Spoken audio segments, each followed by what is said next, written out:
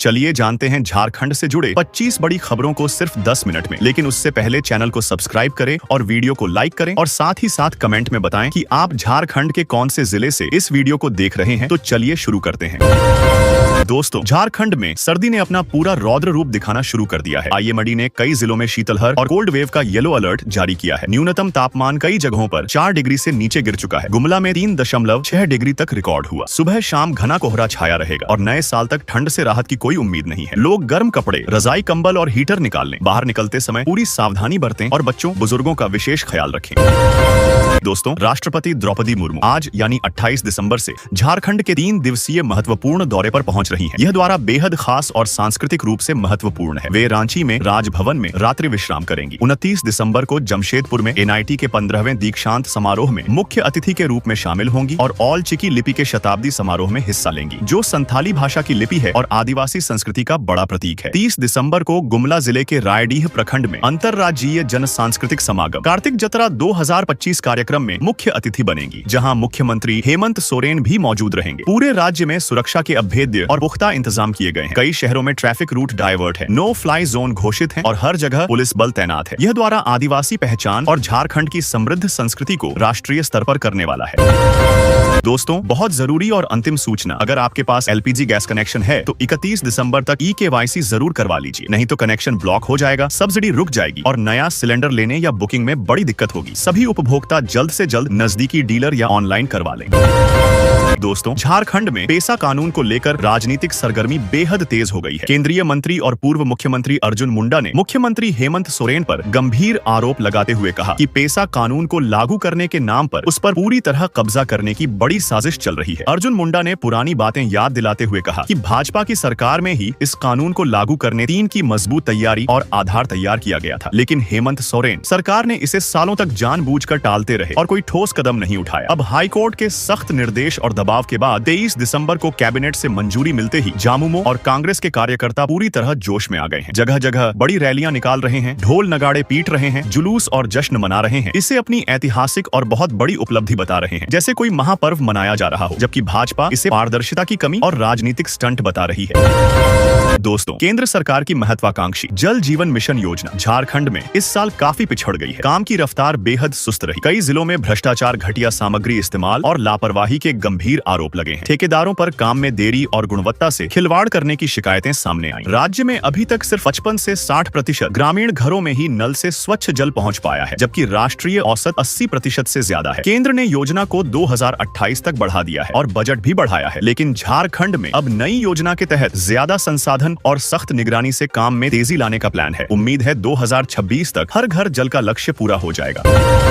दोस्तों, गोड्डा जिले में ईस्टर्न कोलफील्ड्स लिमिटेड ECL की राजमहल कोयला परियोजना के डंपिंग यार्ड में दिन दहाड़े बड़ा आतंक मच गया। दर्जनों हथियारबंद अपराधी अचानक पहुंचे, ताबड़तोड़ फायरिंग शुरू कर दी, डोजर पर हमला बोला, पेट्रोल छिड़क कर आग लगाने की कोशिश की। कर्मचारियों ने जान बचाकर भागकर खुद को सुरक्षित किया। पूरा क्षेत्र गोलियों की तेज आवाज और धुएं से भर गया। पुलिस का अनुमान है कि कोयला माफिया की गैंगवार या पुरानी रंजिश इसका मुख्य कारण हो सकता है। जांच में पूरी टीम लगी हुई है, कुछ गिरफ्तारियां भी हुई हैं और इलाके में सुरक्षा बढ़ा दी गई है। दोस्तों, रांची, धनबाद और गिरिडीह के नगर निगम, नगर पालिका और नगर परिषद क्षेत्रों में जनवरी से संपत्तियों का बड़े पैमाने पर GIS आधारित सर्वे शुरू होने वाला है। ड्रोन, सैटेलाइट इमेज और आधुनिक तकनीक से हर घर, प्लॉट, दुकान और संपत्ति की सटीक मैपिंग और सर्वे किया जाएगा। इससे संपत्ति कर का सही आकलन होगा। पुरानी छूटी हुई और नई संपत्तियां कर के दायरे में आएंगी। नगर निकायों को सालाना करोड़ों रुपए का अतिरिक्त राजस्व मिलेगा, जिससे शहरों का इंफ्रास्ट्रक्चर और विकास कार्य तेज होंगे। जुड़को पूरा प्रोजेक्ट देख रहा है और एजेंसी का चयन जल्द पूरा हो जाएगा। दोस्तों, बिहार की पूर्व मुख्यमंत्री राबड़ी देवी के पटना आवास में तहखाना मिलने के बड़े आरोपों पर उनके बेटे तेज प्रताप यादव ने गुस्से में प्रतिक्रिया देते हुए कहा कि पूरा घर खोद कर देख लो, कुछ नहीं निकलेगा। लेकिन वे झारखंड की हेमंत सोरेन सरकार से बेहद नाराज हैं। पुरानी घटनाओं का जिक्र करते हुए उन्होंने कहा कि वहां कानून व्यवस्था पूरी तरह चरमरा चुकी है। भाजपा नेता के परिवार में हत्या हुई और अपराधी अभी भी खुले घूम रहे हैं, कोई कार्रवाई नहीं हो रही। दोस्तों, बोकारो पुलिस ने शानदार काम करते हुए बंद घरों में लगातार चोरी करने वाले बड़े अंतर जिला गिरोह को धर दबोचा। 44 से ज्यादा घरों में हुई चोरियों का खुलासा हुआ। चोरों से लाखों रुपए की ज्वेलरी, इलेक्ट्रॉनिक सामान और नकदी बरामद हुई। लोगों को बड़ी राहत मिली है और इलाके में सुरक्षा का भरोसा बढ़ा है। दोस्तों, कांग्रेस के 140वें स्थापना दिवस पर पार्टी अध्यक्ष मल्लिकार्जुन खड़गे ने भाजपा और मोदी सरकार पर तीखा हमला बोला। कहा कि आज जल, जंगल, जमीन सब खतरे में डाल दिए गए हैं। आदिवासियों और मूलवासियों के अधिकार छीने जा रहे हैं और कांग्रेस द्वारा बनाए गए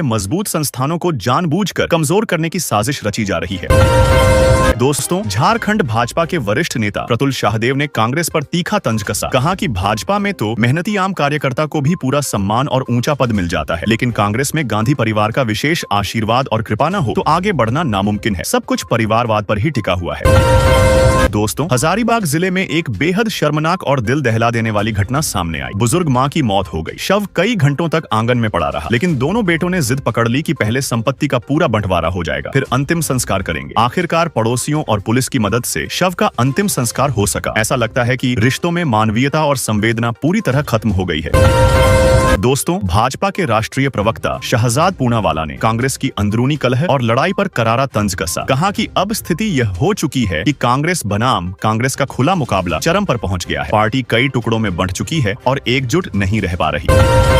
दोस्तों, बहुत गर्व की बात है कि पुलिस स्टेशंस की 2025 नेशनल रैंकिंग में देश के टॉप 10 स्थानों में झारखंड का सरायकेला जिले का चौका पुलिस स्टेशन चौथे स्थान पर पहुंच गया। पूरे राज्य में यह पहला स्थान है। इससे पुलिस कर्मियों का मनोबल बहुत ऊंचा हुआ है और कानून व्यवस्था में सुधार की उम्मीद जगी है।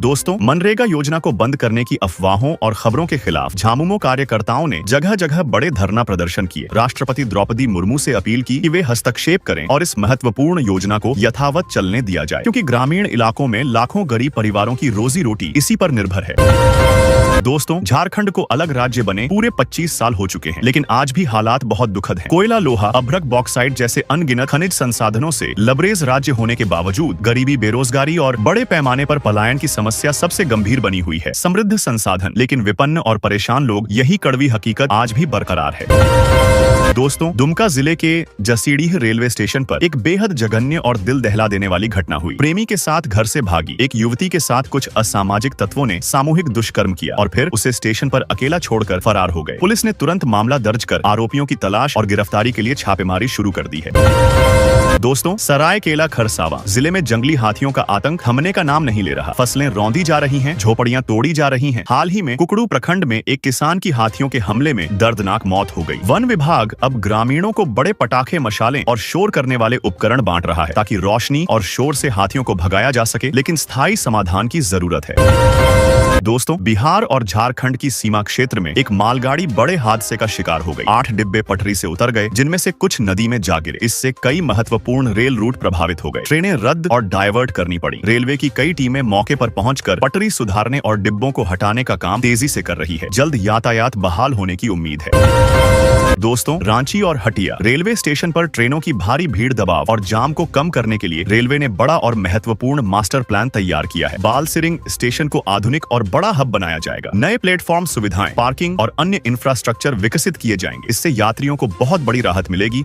और यात्रा आसान हो जाएगी। दोस्तों, कांग्रेस के वरिष्ठ नेता दिग्विजय सिंह ने आरएसएस की तारीफ कर दी, तो झारखंड भाजपा अध्यक्ष बाबूलाल मरांडी ने तुरंत पलटवार करते हुए कहा कि सच तो यही है कि आरएसएस हर सच्चे देशवासी के दिल और दिमाग में बसता है और राष्ट्र सेवा का प्रतीक है। दोस्तों, राज्य सरकार की बहुत सराहनीय और जीवन रक्षक पहल सड़क दुर्घटना में घायल व्यक्ति को तुरंत अस्पताल पहुंचाने वाले को अब पहले 2000 रुपए की जगह पूरे 5000 रुपए का इनाम मिलेगा। इससे ज्यादा लोग आगे आएंगे, जान बचाने में मदद करेंगे और कई कीमती जिंदगियां बचाई जा सकेंगी। दोस्तों, एक बेहद दर्दनाक और हृदय विदारक सड़क हादसा हुआ धनबाद। जा रही एक कार का भयानक एक्सीडेंट हो गया, जिसमें सवार मां, उनके बेटे और छोटी पोती तीनों की मौके पर ही दर्दनाक मौत हो गई। पूरा परिवार गहरे सदमे और शोक में डूब गया। सड़क पर हमेशा सावधानी से गाड़ी चलाएं, स्पीड लिमिट का पालन करें और सीट बेल्ट लगाएं, क्योंकि जिंदगी सबसे अनमोल है। दोस्तों।